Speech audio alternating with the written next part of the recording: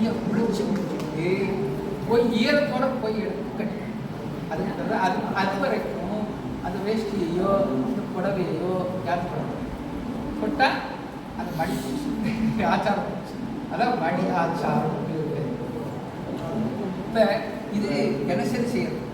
தீட்டான காலங்களில் நாம் ஈரத்தோட வேஷ்டியை நல்லா குளித்து 7 முறை சரி அதுக்கு ஒரு மந்திர இடுப்பை கட்டிக்கிட்டு நாம் இந்த அனுஷ்டானத்தை செய்துட்டு மறுபடியும் ஜவுலாம் முடிச்சுட்டு அதுக்கப்புறம் நீங்கள் வேறு நாம் ஈரத்தோடு செய்யணும். மற்ற நாட்களில் மடி ஆச்சாரமாக இருக்கக்கூடிய வஸ்திரத்தை கட்டிக்கணும். வேற ஒன்றுங்கிட்ட சந்தேகம் இல்லை. ஒரு நாள் சரி ஏதோ ஒரு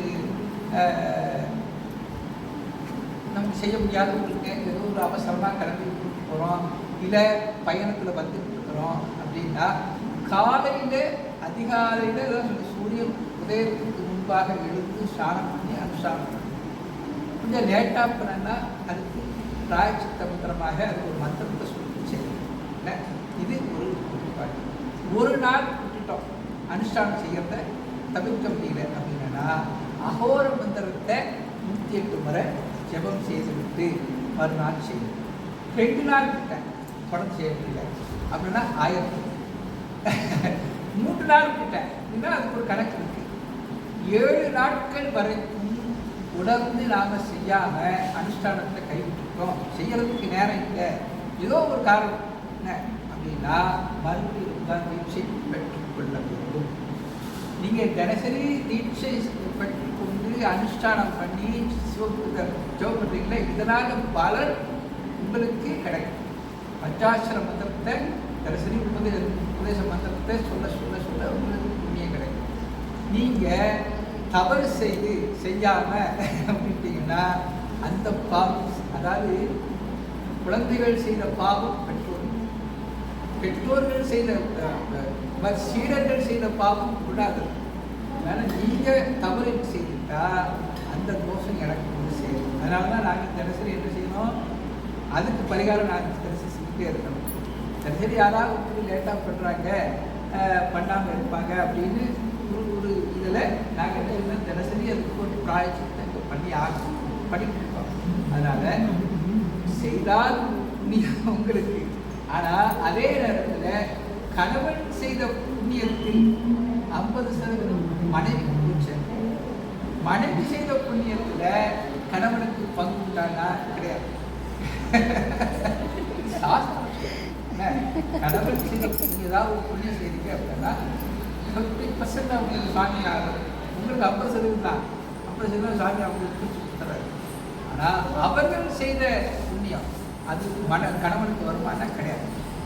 ஏன்னா பெண்களுக்கு என உங்களுக்கும் பணிவிடை செய்து குழந்தைகள்லாம் பார்த்துட்டு இது நிறைய அவங்க செய்கிறாங்க. அது எத்தா சாமி சாஸ்திரம் அவ்வளோதான். அதனால் புண்ணியம் உங்களுக்கு நீங்கள் தவறு செய்தால் குருநாதருக்கு வந்து செய்யும். அதனால் குருநாதருக்கு நம்ம ஆதீனத்தில் சக்திகாலத்தில் சரி மடத்தை போட்டுவிட்டவர் அவர் தான்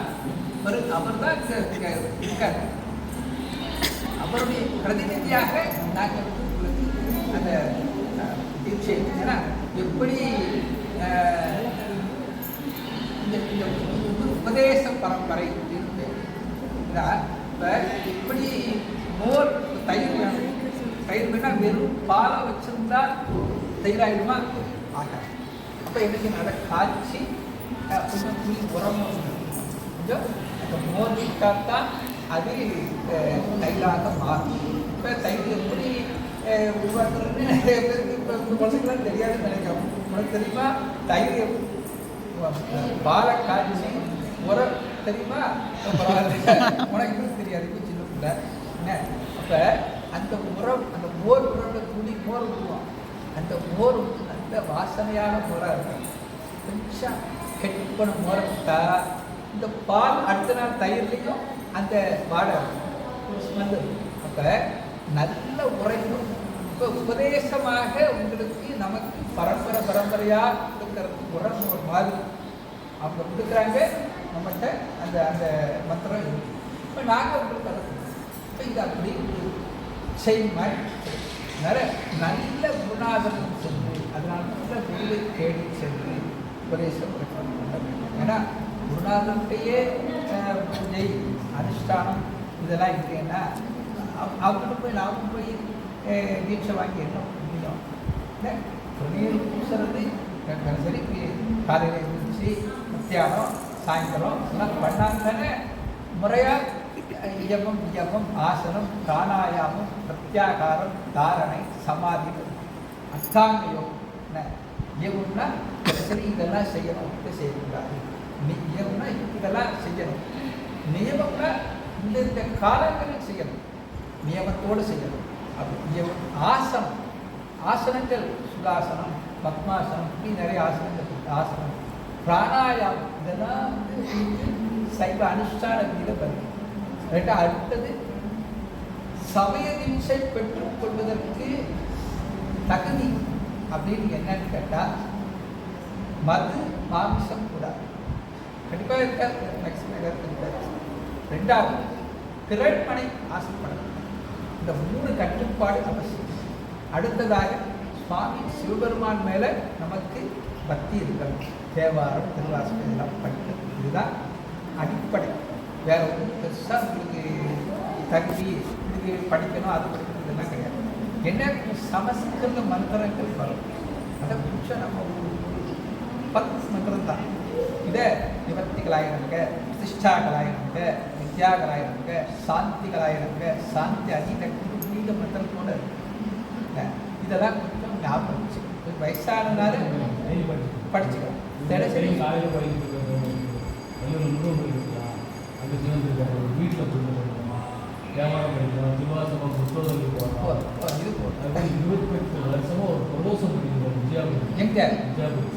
ஆஹா, பிரதோஷம் 28 வருஷம் பண்ணியிருக்கோம். அது திருப்பணி நிறைய செய்திருக்கோம்.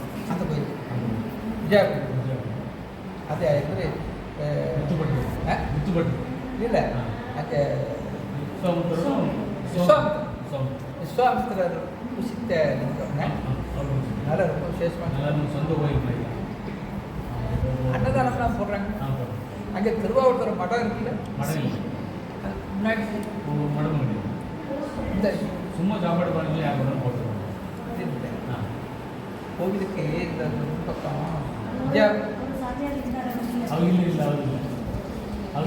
இப்போ இதெல்லாம் தெரிஞ்சவங்க யார் அப்படின்னா இந்த நீட்சி கொண்டவர்கள் முறையாக வழிபாடு செய்வது எப்படி அப்படின்னு தெரிஞ்சவங்க தான் ஒரு கட்டுப்பாடு ஒரு காலத்தில் இருக்குது.